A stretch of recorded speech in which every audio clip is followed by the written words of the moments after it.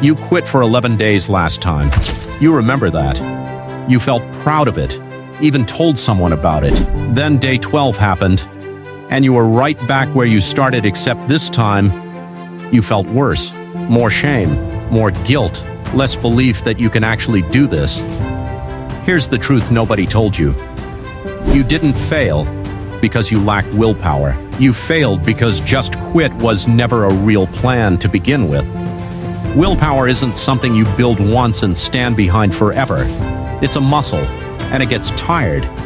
And addiction will always outlast tired muscles. So if you actually want to break free and rewire this thing at the root, you need two things. First, you need to understand what's really happening in your brain. And second, you need to follow a system, not a burst of motivation. By the end of this video, you'll know the 6-step shift that actually breaks the cycle. Make sure you stay for step 6. It's the one nobody talks about. And it's the reason a bad day doesn't have to turn into a bad year. Before the 6 steps, acknowledge the dopamine trap you're stuck in. Every addiction, whether it's your phone, sugar, porn, nicotine, or anything else that has a grip on you, runs on the same chemical loop. The behavior gives you a spike of dopamine. That spike feels like relief, like you're finally exhaling. But what almost nobody tells you is what happens next. Your brain doesn't just return to normal after that spike. It overcorrects. It drops you below where you started into a flatter, grayer version of baseline. That's why an hour after scrolling you feel worse than before you picked up the phone. That's why the cigarette that calmed you down leaves you edgier by evening. You're not imagining it. You are chemically lower than where you began, and your brain now wants one thing: another hit, just to feel normal again. This is the trap, and here's why this matters for quitting. Once you're living below baseline, everything that used to feel rewarding, like reading a book, having a real conversation, going for a walk, feels dead, boring, even pointless. Not because those things stopped being good, but because your reward system has been recalibrated to only respond to extremes. This is why going cold turkey so often fails. You're not just removing a habit. You're ripping out the one thing still giving your brain any signal at all, with nothing lined up to replace it. That's why you cave. Because you were never taught what to do with that void. So let's fix that. Here is what actually works. Step 1. Stop lying to yourself. You have to admit, fully, that this behavior is controlling you. Not "I could stop if I wanted to." Not "it's not that deep." What you should truthfully be saying is, right now, this thing has more authority over my time, my mood, and my choices than I do. Most people never say that sentence to themselves. They minimize. They compare themselves to someone worse off. They call it a phase. And as long as you're twisting the story instead of facing the truth, the addiction stays comfortable, because you haven't actually challenged it yet. Self-awareness isn't about self-hatred. It's about finally seeing the wire clearly enough to cut it. You cannot change what you refuse to name. Step 2, you can't just quit, you have to replace. Here's the part almost everyone gets wrong.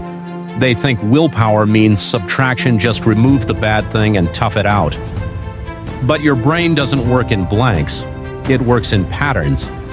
If you tear out a dopamine source and put nothing in its place, you haven't solved the craving. You've just created a hole your brain will find any way to fill, usually with the exact habit you were trying to quit. The fix is substitution, not elimination. Replace the behavior with something that still gives your brain a real healthy dopamine signal, something like exercise, a phone call with someone who matters, learning something new, cooking a real meal. These won't feel as intense at first. That's expected. Slow reward activities always lose to fast reward ones in the first few days. But soon, intensity fades and consistency wins. Give it 2 weeks of choosing the harder, slower reward, and your baseline actually starts to reset. Step 3. Fill the space before it fills itself. This is where most relapse actually happens, not in a moment of crisis, but in a moment of boredom. An empty afternoon. An idle hour. a mind with nothing to hold on to. The answer isn't to fight every craving head-on, because fighting a craving keeps your attention locked on the very thing you're trying to escape. The answer is to give your mind somewhere else to go. Find something to get obsessed with.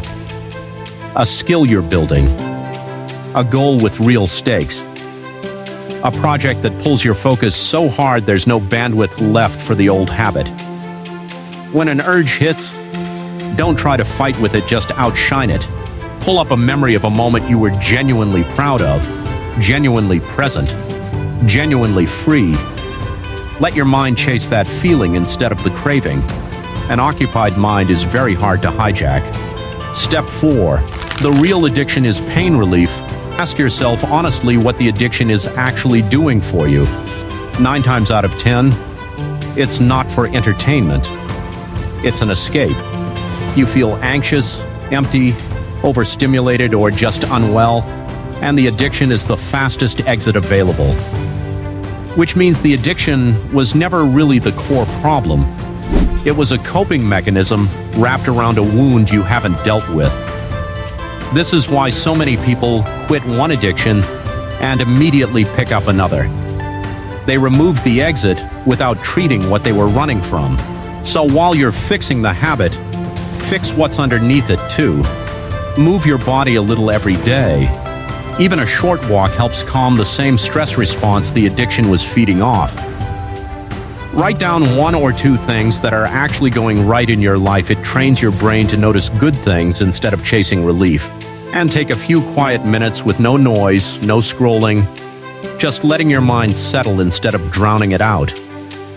You're not just cutting out a bad habit. You're healing the reason you needed it in the first place. Step 5. Become someone who wouldn't do this. This is the shift that makes everything else stick. Stop trying to white-knuckle your way out of the habit and start changing who you believe you are. Someone who sees themselves as disciplined, composed, and in control doesn't need to fight the urge every single time, because the behavior simply doesn't match who they are anymore. Right now, you might still see yourself as someone who's trying to quit. That identity keeps the addiction at the center of your life. Replace it.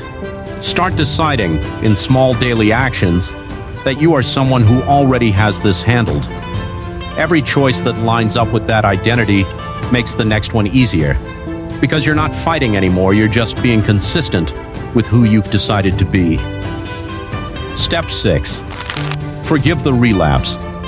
Don't fund it. And finally, the part nobody prepares you for. You will probably slip.